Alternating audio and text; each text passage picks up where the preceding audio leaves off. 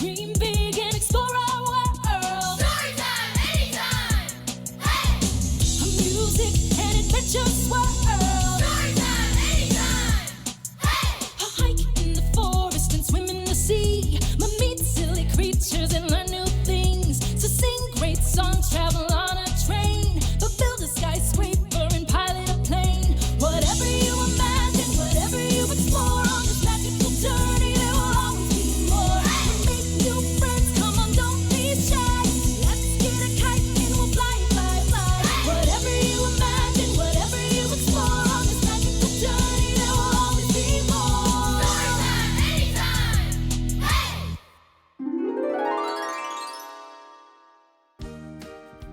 Hi, and welcome back to another exciting episode of Storytime Anytime. Today we are going to listen to some awesome stories about going back to school. Maybe you go to school all year round, or maybe you go back to school in August, or maybe you start a new school year at home.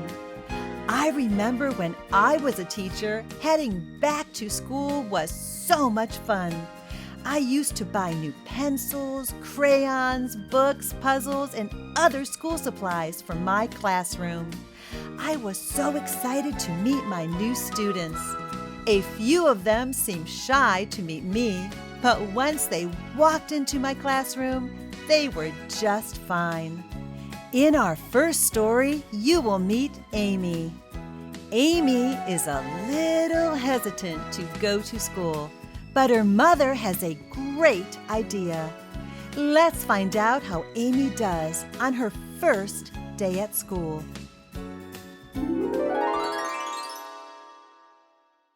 My first day at school.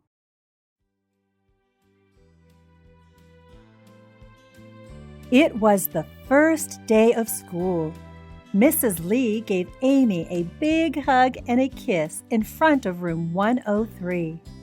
"Have a wonderful day, my shining star," said Mrs. Lee. She showed Amy a folded piece of paper and quickly put it in her daughter's pocket. "Open this in case you need a little help." Amy walked into the classroom. "Welcome to Class 103, greeted a friendly lady. "You must be Amy. I am your teacher, Mrs. Burns. Find your cubby and then join the others on the rug." Mrs. Burns walked off quickly. All of a sudden, Amy felt very alone. She reached inside her pocket and touched the piece of paper her mother had put there. "Amy, your cubby is next to mine," said a girl with red hair. "Thank you," said Amy. She put her lunchbox in a cubby marked Amy, and the two girls walked over to the rug. "Today, we will meet new friends and learn names," said Mrs. Burns. One at a time, she called out the children's names and put on name tags. The girl with the red hair got up. Her name was Katie. Amy waited and waited for her name to be called. She started to feel sad and remembered the piece of paper in her pocket. "Amy Lee," called out Mrs. Burns. Amy got up quickly and quietly. Mrs. Burns put on Amy's name tag and smiled. Then Mrs. Burns told the children about the activities for the morning. Amy chose block corner, but when she got there, 3 boys were already building a castle. There was no room for Amy, and she began to feel alone.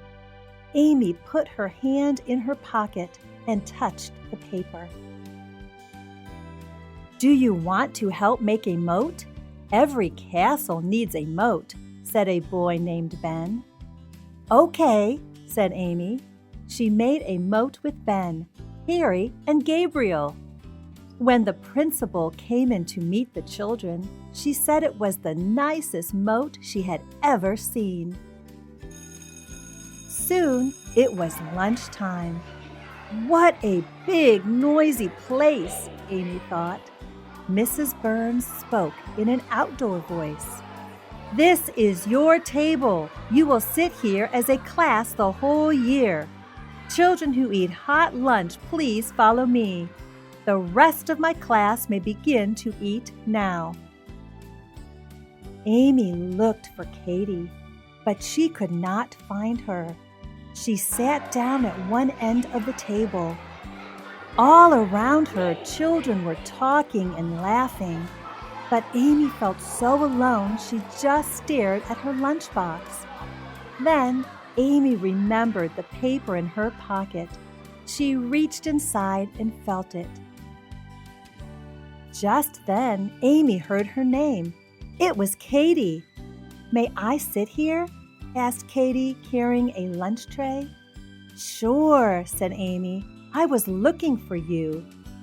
"I get hot lunch. I stand in that line over there," Katie said, pointing behind her. Katie sat down and started to spread mustard on her hamburger. "You like mustard on your hamburger?" asked Amy. "Yes, I do," answered Katie. "So do I," cheered Amy, and the two girls laughed. After lunch, children ran in all directions in the yard. Amy couldn't decide what to do first. There were monkey bars, slides, 2 jungle gyms, tire swings, and seesaws. "Can you give me a push?" asked a girl who was sitting on a tire swing. "Okay," said Amy.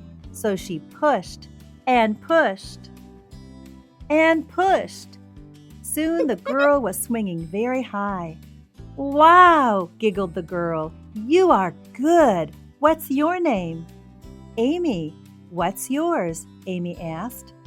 "Jenny," said the girl. "Do you want to go on the monkey bars now?" asked Amy.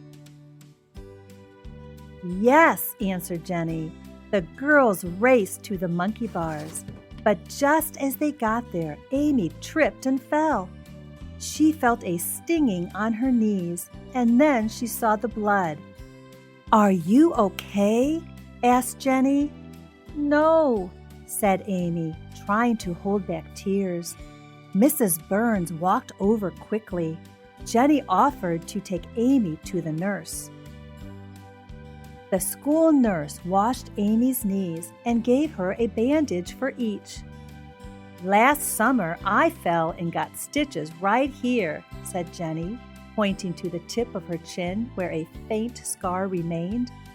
"Ugh," said Amy, forgetting about her own injury. "Did it hurt?" "Did it ever?" Jenny said dramatically. After cool cups of water, the girls thanked the nurse and walked back to the classroom. The children were sitting on the rug. Mrs. Burns smiled at the girls as they walked in. A few children asked what happened. Amy felt important, telling her story and showing the bandages. Soon, it was time to go home. Amy saw her mother come into the classroom. "There's my shining star," her mother said. "How did your first day go?" Mrs. Burns came over to Mrs. Lee. Amy fell in the yard, but she was very brave. She had help from her friends. "Did you need any other help?" asked Mrs. Lee, looking at Amy's pocket. Amy's eyes widened. "So many things happened today, I didn't get a chance to open the piece of paper. Now I will," exclaimed Amy, reaching into her pocket. She opened the paper and discovered a shining new star sticker. Amy smiled and looked up at her mother. "I think I was a shining star today without this after all," she said.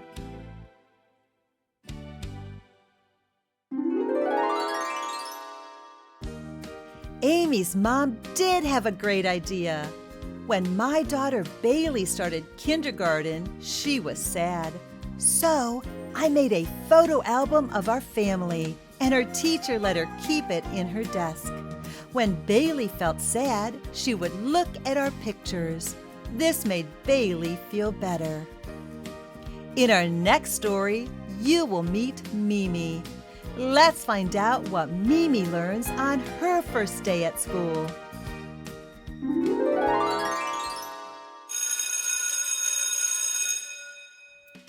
It's your first day of school, says Mama. Yodel-ley-hee-hoo, do I like school? Mimi Monster yodels. I think you will, says Mama. Welcome to school.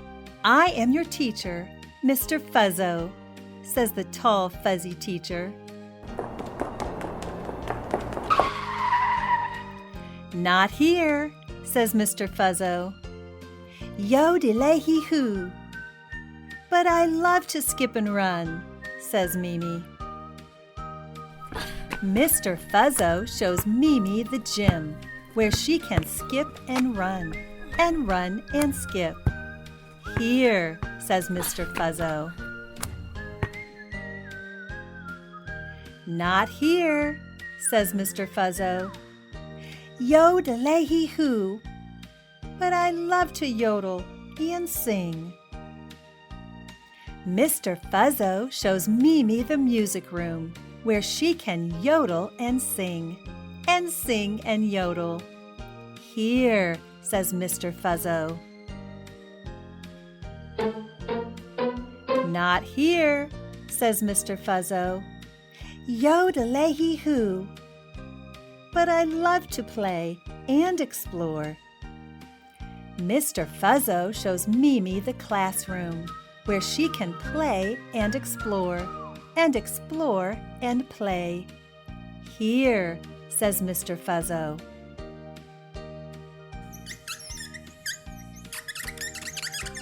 Not here, says Mr. Fuzzo. Yodel-ley-hee-hoo. But I love to draw and paint, says Mimi. Mr. Fuzzo shows Mimi the art area, where she can draw and paint and draw. Here, says Mr. Fuzzo.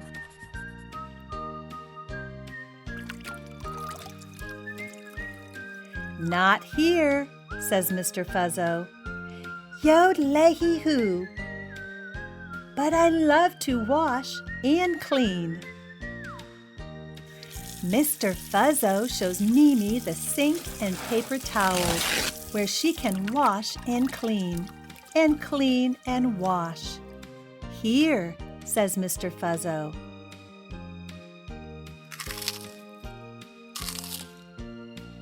Not here, says Mr. Fuzzo. Yodel-ley-hee-hoo. But I love to crunch and munch. Mr. Fuzzo shows Mimi the lunchroom, where she can crunch and munch and crunch. Here, says Mr. Fuzzo. Mimi played and worked and played until it was time to go home.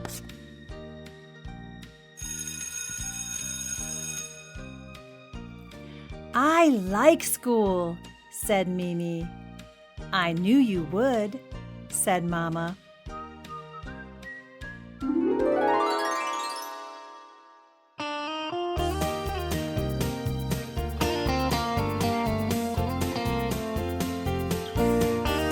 I like to write when I'm in school. When I'm in school. When I'm in school. I like to write when I'm in school.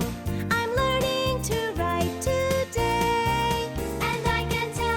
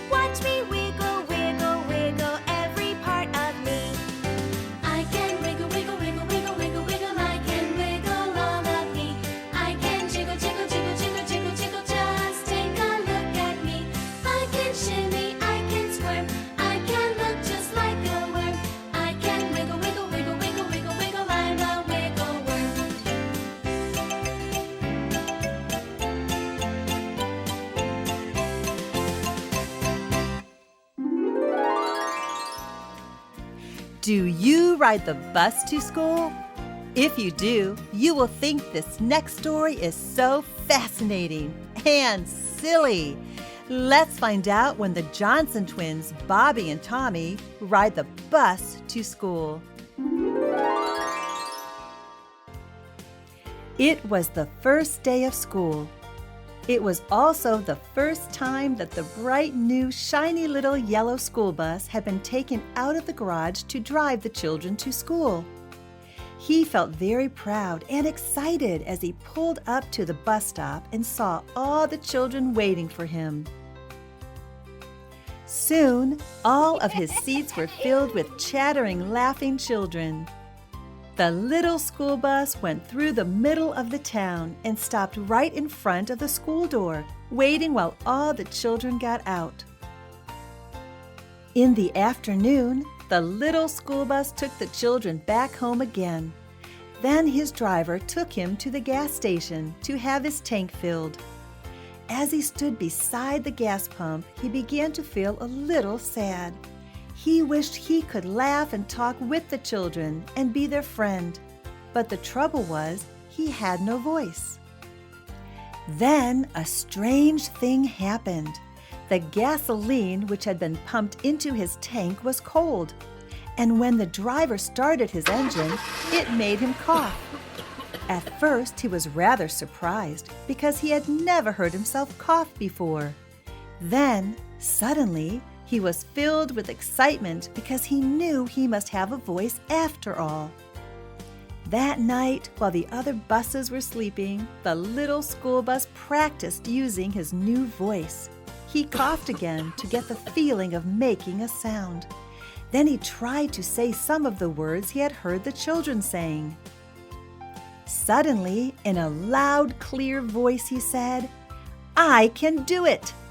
The little school bus was too excited to sleep that night, so he stood in his place waiting for what would surely be the most thrilling day of his life.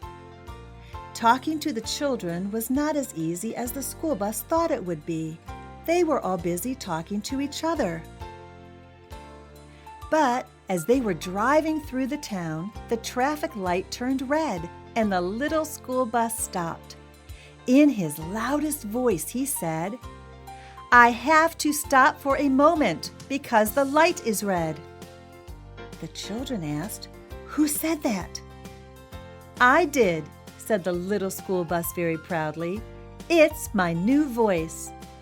At that, the driver stopped the bus. Everyone jumped out to see where the voice was coming from. The traffic in the street all stopped too. A crowd was gathering. Before anyone knew what was happening, there was a traffic jam that filled the whole street. The Johnson twins, Bobby and Tommy, looked at each other and said, "It's a trick. Let's look all around to see who is making this voice." They began to walk around the bus, looking underneath and inside and everywhere. Then they came around to the front of the bus and stood staring at it. What they did not know was that the little yellow school bus was staring back at them in great surprise. He had seen a lot of people since he came from the factory where he was made, but never before had he seen two people who looked exactly alike. The school bus just had to ask a question about this curious matter, so he said, "Are there really two of you who look exactly alike?" The twins looked underneath the engine, then stepped back again. "Are there really two of you?" the school bus asked again. The twins looked at each other and began to giggle. Could it be that the school bus was really able to speak? Bobby felt a little strange to be talking to a school bus, but he answered, "We're twins. That means we look alike." The bus thought for a moment. "School buses are alike," he said. "So are fire engines. But I thought people had their own special faces." Tommy helped his brother explain. "Some twins are more alike than others.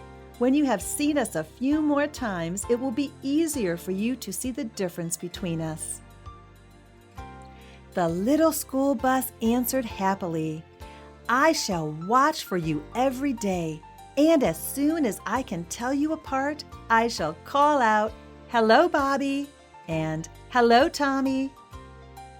The traffic jam in the street now blocked all the other streets as well. A policeman came over to the little yellow school bus and asked the driver, "Would you kindly explain to me what has been going on here?" Bobby and Tommy spoke up together. "The school bus has been talking. He has a wonderful new voice." The policeman frowned and looked doubtful. He had never heard of a school bus being able to talk. Standing in front of the bus, he said sternly, "If you can talk, I'd like to hear you say something." Then he quickly added, "But not too loud. We can't have another disturbance." The school bus answered in its quietest voice, "I'm very sorry, officer. I only wanted to talk to the children and be their friend." The policeman was so surprised he jumped and his hat almost fell off. The policeman thought for a moment. Then he said, "I can see that you are a very special bus, and it would make the children very happy to have you as their friend. But you must promise me that you will only talk to them when there are no grown-ups nearby. Most grown-ups are not ready for such surprises." Then he added, "And we can't have another disturbance." The school bus thought that was a very good idea because he did not want any more traffic jams. So, using his quietest voice again, he said, "I promise, officer." The bus driver led the children back into the bus. "Quickly, children, we're late for school." So if one morning when the school bus arrives, you hear him whisper, "Hello, isn't it a lovely day?" just pat his yellow paint as you walk up the steps. He will know you heard and that you are his friend. And if you are standing in front of his headlights and you wink your eye, you might even see him wink back. I love that silly story. Speaking of being silly, let's end today with one of my favorite songs. I think it's Silly Time.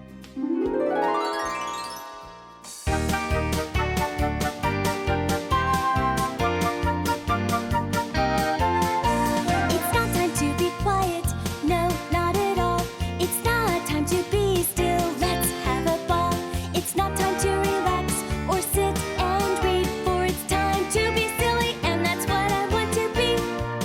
Because it's silly, silly, silly, silly, silly, silly time. I'm feeling all giggly, wiggly, funny and fine. It's fun to be silly, that's what I want to do. Be silly, silly, silly, won't you be silly too? It's not time to rest in a quiet place. It's not time for bed, come on, let's race. It's not time to whisper or go to sleep, for it's time to be silly, and that's what I want to be. Because it's silly, silly, silly, silly, silly, silly time. I'm feeling all giggly, wiggly, funny and fine. It's fun to be silly, that's what I want to do. Be silly, silly, silly, won't you be silly too?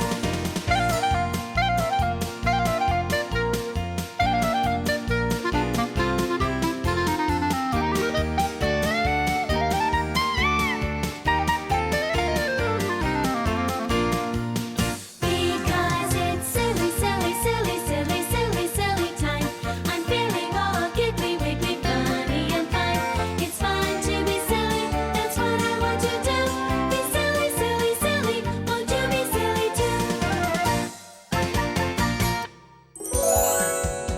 This has been brought to you by Twin Sisters Digital Media and Evergreen Podcasts. Be sure to hit subscribe. If your children enjoyed these songs and stories, go to twinsisters.com to find even more ways for them to sing and learn. Be sure to subscribe to our newsletter for our free download of the day giveaways and promotions on exciting new digital learning content like these and much more. And visit our friends at evergreenpodcasts.com. Thank you for joining us at Storytime Anytime.